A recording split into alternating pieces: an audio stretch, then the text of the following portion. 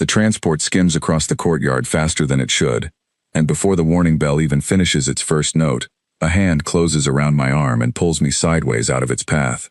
I stumble, catch my balance, and turn to see who just touched me. A young man stands there, breathing hard, still holding my sleeve like he has not yet realized what he has done. His name, I will learn seconds later, is Ethan Cole. He is new to the academy. He does not yet know what I am. My hearts are pounding, and not because of the transport that nearly ran me down. He just touched me, skin to fabric, hand to arm, direct contact, sustained for several seconds, and he is still standing, still breathing, still looking at me with nothing but concern. That should not be possible. My name is Alara Vance, and for 11 years I have carried a mark on my collarbone that every student, every teacher, and every visitor to this academy learns to fear on their very first day. It is a simple pale blue symbol, small enough to hide under a collar, but everyone here knows what it means.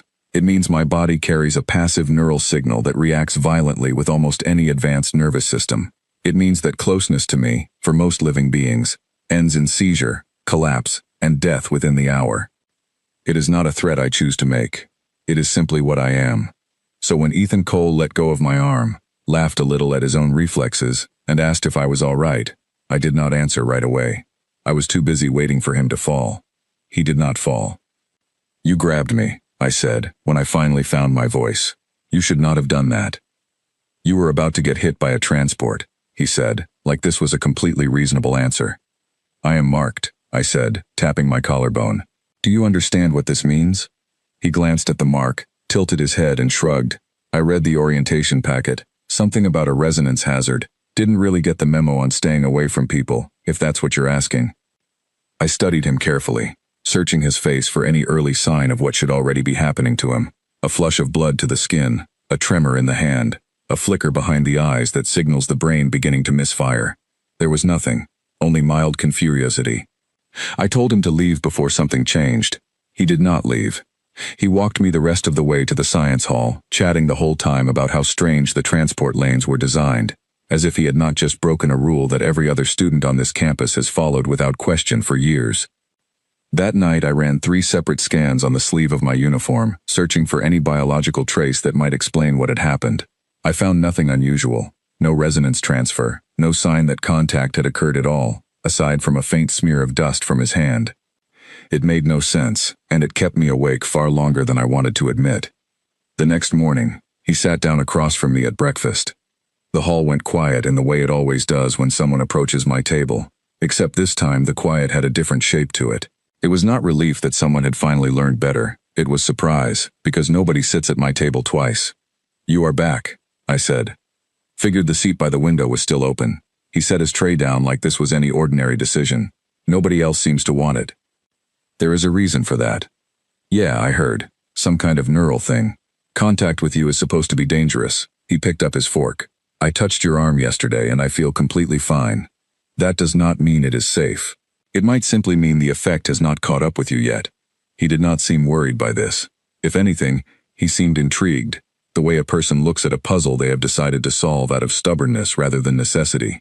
Over the following weeks, I ran every test I could think of. Blood samples, given with his permission, and a surprising lack of hesitation. Neural scans in the biology lab, late at night, when no one else would ask questions about why a marked student was scanning a human's brain activity. Every result came back the same. Nothing. My professor, a sharp-eyed woman named Miriam Doyle, finally sat me down after the 4th failed test and explained something I had never considered before. "Human neural patterns are unlike almost anything else we have studied," she said, adjusting the display on her desk. "Their baseline brain activity is already chaotic, constant competing impulses, emotional signals running against logical ones, contradictions held at the same time without collapse. Most species would call that a malfunction. For humans, it appears to be normal operation." "That sounds dangerous," I said. "It should be," she agreed. "But perhaps that is exactly why your resonance does not affect him the way it affects everyone else. Your ability works by pushing a nervous system into a runaway loop it cannot survive. If a human brain already exists inside something close to a controlled version of that same loop, every single day, from birth, then perhaps there is nothing left for your resonance to break. You cannot shatter a structure that has already learned to hold itself together while cracked." I did not fully accept this explanation until 3 weeks later, during an evening study session in the West Library, when Ethan reached across the table to steady a stack of falling data tablets and his hand brushed mine. I froze completely. He barely noticed. "You okay?" he asked, already moving on to the next tablet. I was not okay. I had just experienced full, unguarded physical contact for the first time in 11 years, without instinctively preparing to watch someone collapse in front of me. "I am fine," I said, though my voice did not sound fine at all. Word travels quickly at an academy full of bored, brilliant students with nothing better to gossip about. Within a month, everyone knew that the marked girl had a human sitting at her table, and that the human appeared to be, against every known precedent, completely unaffected. The reaction was not what I expected. I thought there might be relief, or curiosity, or perhaps quiet celebration that the danger surrounding me was somehow smaller than everyone believed. Instead, there was concern, not concern for me. Concern that the academy's safety protocols were being questioned by a first-year student who apparently did not take warning seriously. I was called into the administrator's office on a gray afternoon, exactly 6 weeks after the day Ethan first sat at my table. The administrator, a stern man named Gerald Finch, did not offer me a seat. "You understand the purpose of the isolation protocols," he said. It was not a question. "I do." "And yet you have allowed repeated physical contact with another student in direct violation of academy safety policy." "I did not allow it," I said. "He initiated it. I have run every test available to me. There is no measurable resonance transfer. He is, as far as I can determine, simply immune." "There is no such thing as immunity to a Class 3 hazard," Finch said. "There is only luck that has not yet run out." His words settled into my chest like a stone. I had thought the same thing myself, more than once, in the quiet hours after Ethan left the library. What if Doyle's theory was wrong? What if the resonance was simply slower in him, building toward some delayed and far worse collapse? What if I was the reason a bright, stubborn young man would eventually stop breathing, and I would be the only one standing close enough to watch it happen? "I want the two of you separated," Finch said. "Immediately. He will be reassigned to a different residence wing, a different study schedule, and a different meal period. This is not a punishment. It is a precaution that should have been in place from the beginning." I did not argue. I could not while the fear he had planted was already spreading through me faster than any resonance ever could. I told Ethan that evening, in the corridor outside the science hall, that he needed to stay away from me from now on. "Why?" he said, and for the first time since I had known him, there was no easy humor in his voice. "Because Finch is right," I said. "There is no proof that you are safe. There is only proof that nothing has happened yet. I cannot be the reason you stop existing." "You didn't seem worried about that a month ago." "I was foolish a month ago." He studied me for a long moment, the way he had studied the falling data tablets before catching them, like he was calculating exactly how much effort it would take to fix something before it broke.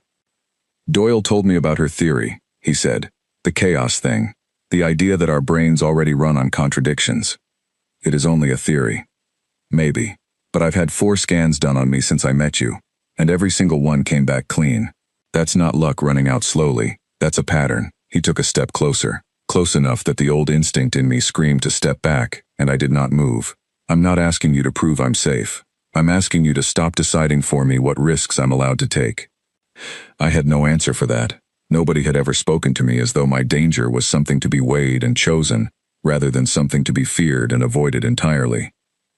3 days later, the situation became far more serious than either of us expected. A first-year student named Priya Malhotra, unfamiliar with the campus layout, wandered into the West Library during a private testing session Doyle had arranged to study my resonance field under controlled conditions. Priya was not marked as a hazard. She was simply a curious student who did not realize the room was in use, and she stepped directly into the containment field before anyone could stop her. I felt the resonance connect the instant she crossed the threshold. It is not something I can describe easily to anyone who has not experienced it, but imagine a sound only you can hear, growing louder the moment another mind enters range, and knowing that sound is the beginning of a countdown. Priya went pale almost immediately. Her hand shot out to the nearest table for balance, and her breathing turned shallow and fast. Doyle was already moving toward the emergency shutdown panel across the room, too far to reach it in time. I could see the calculation in her eyes, the same one I had run in my own head 1,000 times. How many seconds until collapse? How many seconds until the panel? And the terrible gap between those two numbers. Ethan was closer to me than either of them, standing near the doorway where he had been waiting to walk me home. "Get her out of the field," he said, already moving toward Priya. "You will make it worse," I said, 2 additional bodies close to me increases the resonance load. Then narrow it, he said.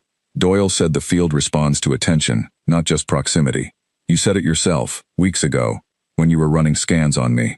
You said it feels stronger when you are afraid, and weaker when you are calm. He was right, and I had almost forgotten it in the panic of the moment. My resonance is not a fixed broadcast. It amplifies with my own emotional intensity, spreading wider and striking harder the more frightened or overwhelmed I become. I had spent 11 years assuming the only safe response to danger was distance. I had never once tried the opposite. I closed my eyes, forced my breathing to slow, and reached for the same stillness I used during meditation exercises in the evenings. The exercises Doyle always encouraged and I always dismissed as unnecessary. I pictured the field not as an uncontrollable storm but as something with edges, something that could be pulled inward rather than allowed to spread. Priya's breathing was growing worse. Doyle reached the panel and slammed her hand against it, but the shutdown sequence would take another 20 seconds to fully engage, and 20 seconds is far more than enough time for a resonance cascade to finish its work. Ethan crossed the last few steps between himself and Priya and put both hands on her shoulders, steady and firm, the same way he had steadied me on the day we met. Look at me, he said to her. Breathe with me, in and out, slow. It should have made everything worse. Another mind entering close range should have doubled the load on an already failing system. Instead, something strange happened. Priya's panic, which had been feeding the resonance and pushing it toward collapse, found something steadier to match itself against. Ethan's calm, chaotic, contradiction-holding human mind did not add fuel to the cascade. It gave Priya's frightened mind something stable to imitate, the way a person struggling in water will calm down faster near someone who is not afraid of drowning. Her breathing slowed. The tremor in her hand eased. Color returned to her face just as the containment shutdown finally engaged with a soft mechanical hum, sealing the field before it could ever reach its peak. Nobody in that room spoke for several long seconds. Doyle was the first to move, checking Priya's pulse, her breathing, the response of her eyes, confirming again and again that the girl in front of her was, against every precedent in the Academy's history, completely unharmed. That should not have worked, Doyle said quietly, more to herself than to any of us. Maybe it worked because we stopped assuming it couldn't, Ethan said. Finch arrived minutes later, alerted by the shutdown alarm, expecting to find a tragedy, and finding instead 3 shaken students and a very confused professor. He listened to Doyle's report in silence, his expression unreadable, and when he finally spoke, his voice had lost some of its earlier certainty. This changes nothing about the protocols, he said. Not officially, not yet. But, Doyle asked. But I will be requesting a full review, he said, and until that review is complete, I am not going to stand here and separate 2 students whose combined presence just kept a 3rd student alive. He left without another word, and I found myself standing in the middle of a room that had nearly become a tragedy, next to a girl who was still trembling with relief, and a young man who was looking at me not with fear, not with pity, but with the same steady curiosity he had shown me on the very first day we met. You did that, he said. Not me. I just gave you something to hold on to. I do not think I could have done it alone. Maybe that's the point, he said. Maybe nobody is supposed to hold a storm back by themselves. In the weeks that followed, the Academy did not suddenly abandon its caution around me. The mark on my collarbone still means exactly what it has always meant to nearly every living being who crosses my path, and I do not expect that danger to disappear simply because one remarkable exception exists. But the exception is real, and it is no longer alone at a table by the window. Priya joined us for meals twice a week after that, always at a careful distance at first, then closer, as trust grew between us the way trust is supposed to grow, slowly and honestly, instead of being forced by fear or forbidden by policy. Doyle continues her research into human neural patterns, though she now openly admits her early theories only explained part of what she witnessed that day in the library. The rest, she says, may simply be something science has not yet found the right words for. As for me, I still carry the mark, and I still walk carefully through a world built to avoid me, but I no longer walk it thinking that distance is the only answer to what I am. Some walls, it turns out, were never meant to stand forever. They were only waiting for someone stubborn enough to walk straight through.